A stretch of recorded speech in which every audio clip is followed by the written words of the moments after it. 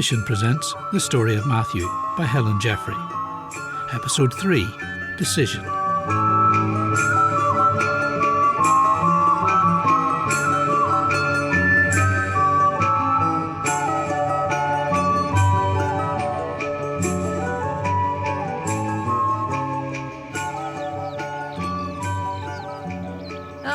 Our new recruit. Glad to have you with us.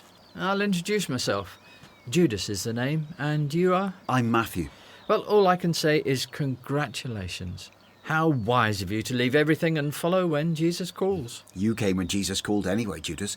How long have you been his follower? Long enough to know I did the right thing. We're on the winning side, Matthew, no question. And when the time comes, boom, what a surprise some people will get. What? Surprise about what? Stay around, Matthew, and you'll find out. Jesus is not in this just for his health, you know, and neither are any of the rest of us. There's quite a crowd of us, isn't there? Everywhere Jesus goes, there seems to be a crowd. Yes, but they don't like it, the Pharisees and leaders of the people, you know. Where has Jesus gone now? Oh, right up into the mountain, to pray. He reckons a lot on prayer, especially if there's something important on hand, as there will be tomorrow, of course. He'll probably spend all night in prayer. All night? Praying? Oh, he must be a very good man. So it seems, Matthew, so it seems. And tomorrow, you'll see he's going to thin out the ranks. What do you mean, thin out the ranks? He's going to send his followers all home, except the few that he has chosen to train for an important future. Oh, so soon? It seems a pity to send people away. But when he's such a big crowd around him, he can't effectively train anyone. He wants just a few of us, a really keen, trustworthy band. I wish he might select me, but... Yeah, he probably will, since he so specially called you yesterday. A lot of people weren't happy at him taking such an interest in a tax collector. I hope he does choose me then. And what about you? Oh, he'll choose me, all right. I'm quite confident about that. He can see that I'm the type that could be useful to him. I've got that message across to him, I think.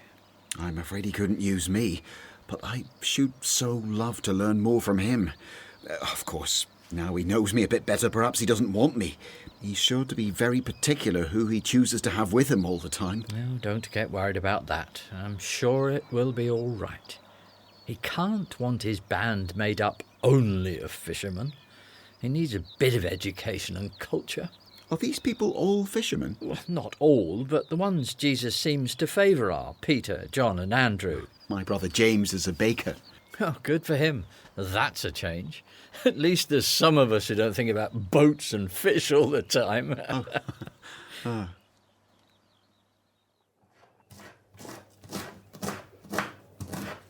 That's better, Raybeth. Chop them all very small. These herbs give a lovely smell when they're chopped. Oh, what a long sigh. You sound troubled. Oh, it's nothing really. Only, it's not much fun getting meals ready when Matthew hardly ever comes home. Anna, do you think he'll come back again? Of course he will. He's not an open-air sort of man, used to living rough. He'll soon tire of that life. Or Jesus might send him home, you know. Do you think he would?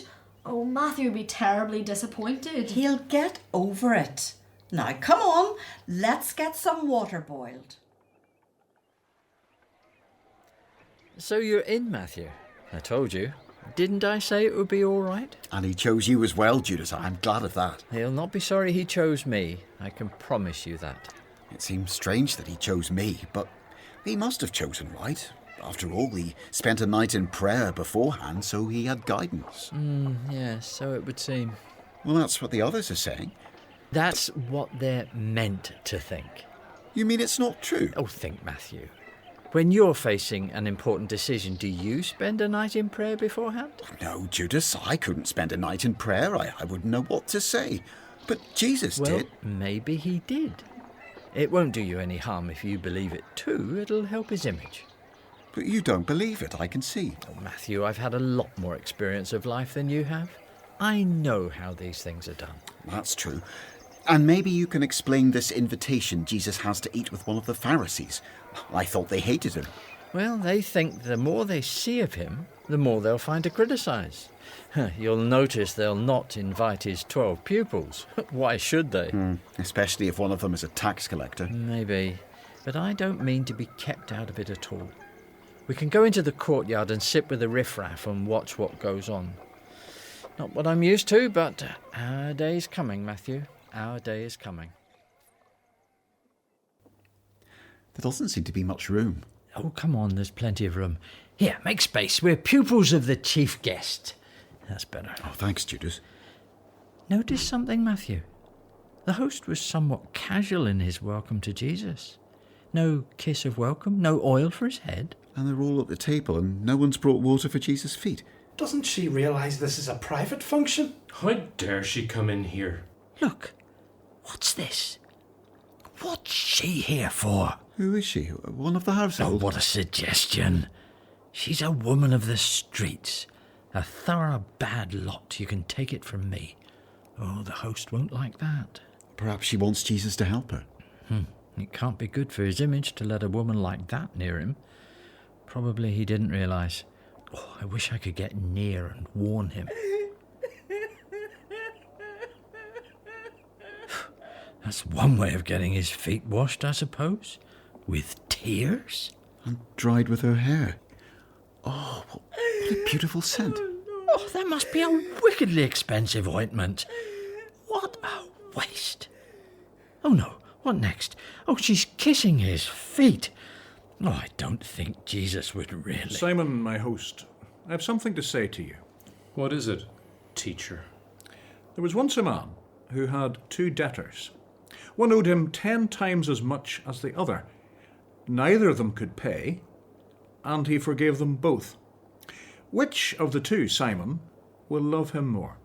I suppose the answer is that the one who had been forgiven more would love more. You have judged rightly. Do you see this woman? I came into your house.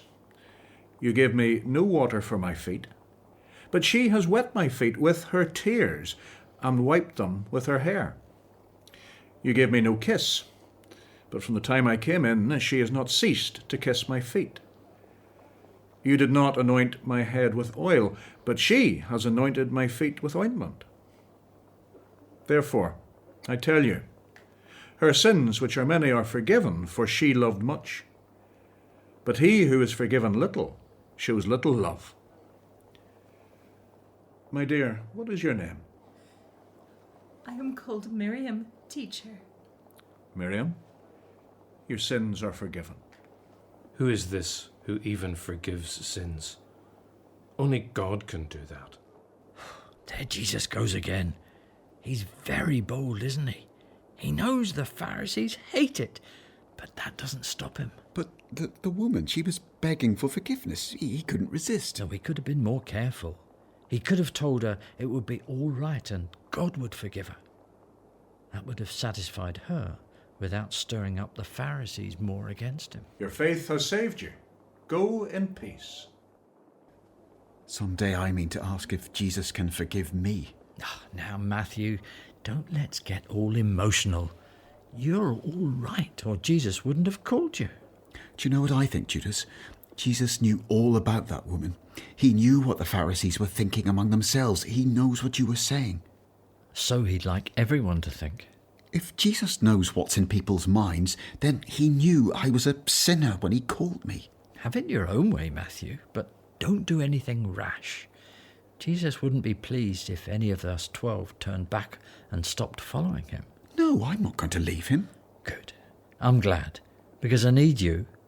I don't think I could stick it with this crowd of boneheads if I didn't have a bit of like-minded company. You're not being fair to me, Matthew. I wish you'd try and see it from my point of view. Why should I? You're not being fair to me. But I must go. Jesus has chosen me. That's fine for you. And for him too, I expect. But you took me away from my own home, where I was happy with the rest of the family.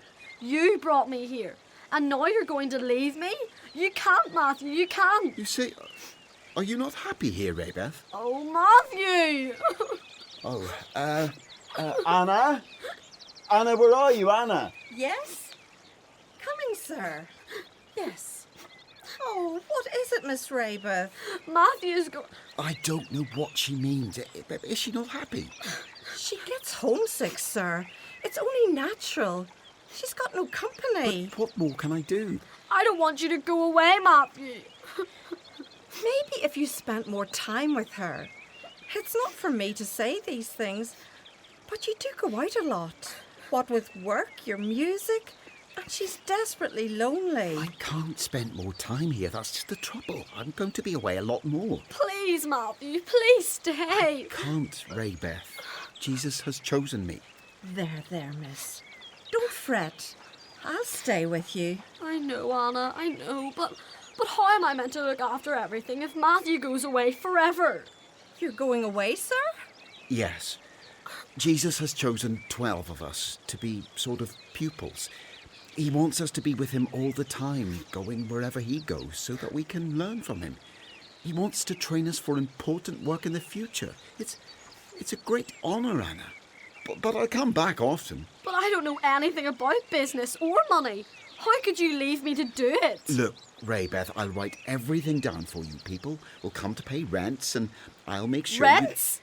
I didn't know you were a landlord, Matthew. I've been very careful with the money I've made. I've bought land and houses, so you'll have money coming in, even though my money from the tax office will stop. You've no right to expect me to I'll come back often. I'll make out a budget for you before I go, showing how much money you can spend on different things.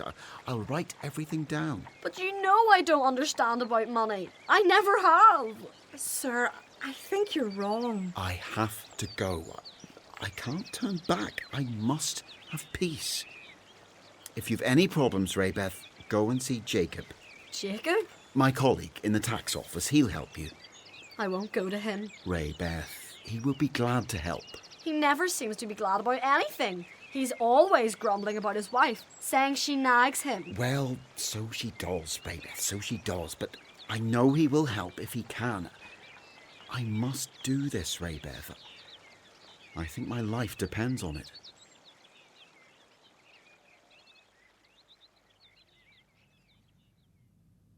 So, you've come back, Matthew? No, Jacob. I've come to say goodbye. If you persist in this foolishness, you are a very headstrong man. I've been to the tax contractor and paid all the dues. And what about the people who owe you money?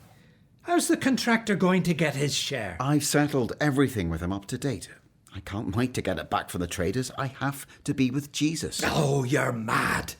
You lend in poverty. That's my business, Jacob. And what about that poor little sister of yours? I've left her well provided for, but she's worried about business matters. She's no experience. I've told her to come to you if she needs help. Oh, have you indeed? And what's Naomi going to say about that, I'd like to know. Naomi will be a friend to Raybeth too. She's only a child, really. No, Matthew. It would be as much as my life is worth to do it. I'd like to help, but no. Jacob, I'm sure you'll think better of that. And what about your pipe? Are you taking it with you or selling it? I think I'll take it. Oh, you're mad. I expect you'll be back again in a month or two, if not before. Sorry, I can't help you, but there it is. I'll say good night then, Jacob. Good night.